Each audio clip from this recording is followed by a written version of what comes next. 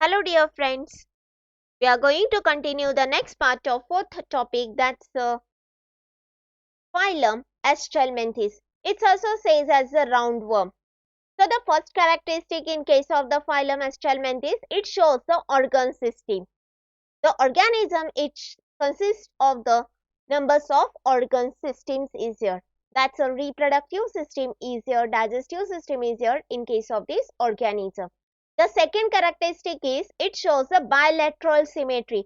Means the body of this organism it is cut in one vertical plane of division. It always shows the two equal halves. So it is says as the bilateral symmetry. Third characteristic, the organisms it shows a triploblastic germ layer. That is, the germ layer it consists of the three layers. First one is ectoderm, second one is mesoderm, and the third one is a endoderm.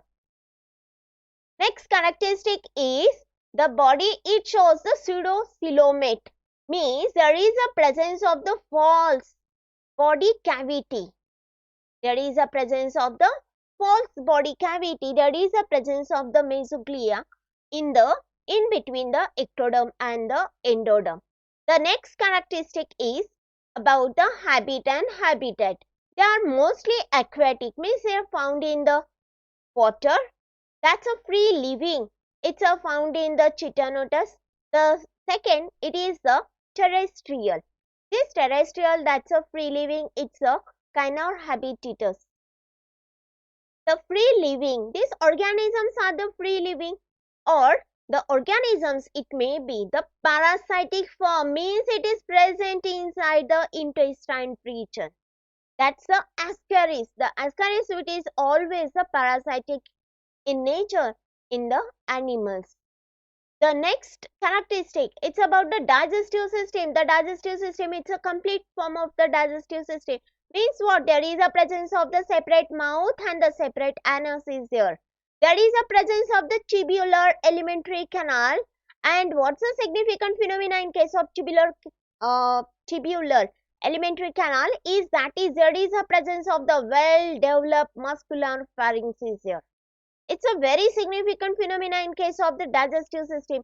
Next characteristic is there is absence of the respiratory system, absence of the circulatory system, but there is a presence of the reproductive system. That is the organisms, they are the dioecious, means the sexes are separated, male and the female worms are separated. The sexual reproduction which is occurred, the fertilization it's a internal fertilization, and the development is direct or it may be the indirect.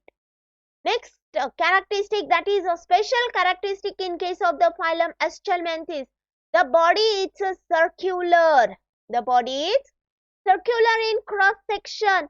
There is a presence of the syncytial epidermis, means this epidermis it's a syncytial, means there is a presence of the many nucleus in the epidermis region, and there is a presence of the thick cuticle. You can see the cuticle is so much thick in nature.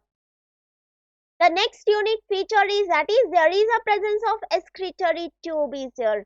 The excretory tube is there. There is a presence of this excretory tube, and this excretory tube it is used to remove the body waste through the excretory pores. Means there is a presence of excretory pores to remove the excretory waste.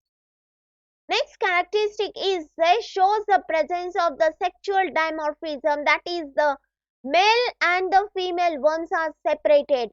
They are morphologically different.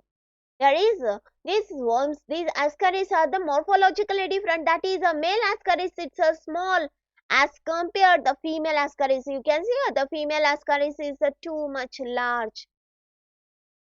The next characteristic is about the examples. Its example is ascaris, second one is hookworm, and the third one is the Vaucheria bronchofti. That is also says as a filariasis worm. It also says as the elephantiasis.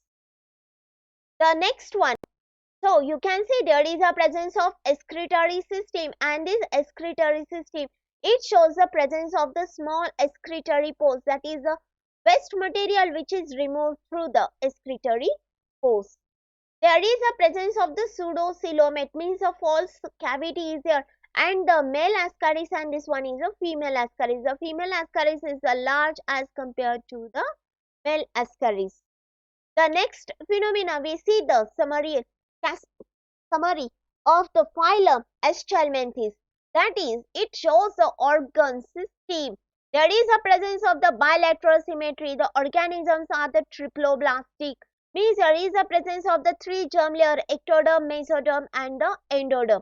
There is a presence of the false body cavity. They are mostly found in the aquatic and the terrestrial region. Some of them are the free living or some of are the parasitic forms.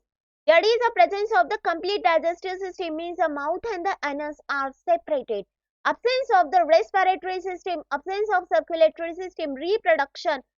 It is a very specific way, that is the organisms are the dioecious. The sexual reproduction which is occurred, it is the internal fertilization is here, and the development is a direct or the indirect way. There is a presence of the special characteristic in case of the epidermis, that is a syncytial epidermis is a means the many nucleus is a present in the epidermis region. The cuticle it's a thick, and the excretory tube is here to remove the body waste through the excretory pores. And the sexual dimorphism is there, that is a male and the female worms are separated. That is the sexes are separated. Its example is Ascaris. The second one is a cyclostoma and the third one is a Vaucheria bronchus. So I think so. Hope so. You should understood it. Thanks for watching my video. Stay tuned to my channel. Thank